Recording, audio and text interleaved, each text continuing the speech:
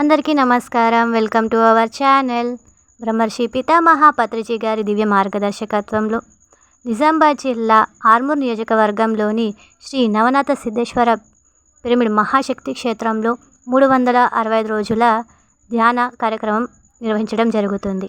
ఈ కార్యక్రమంలో భాగంగా 28వ రోజు పడిగల నుండి మాస్టర్స్ పాల్గొని 3 గంటల అఖండ ధ్యానాన్ని చేశారు.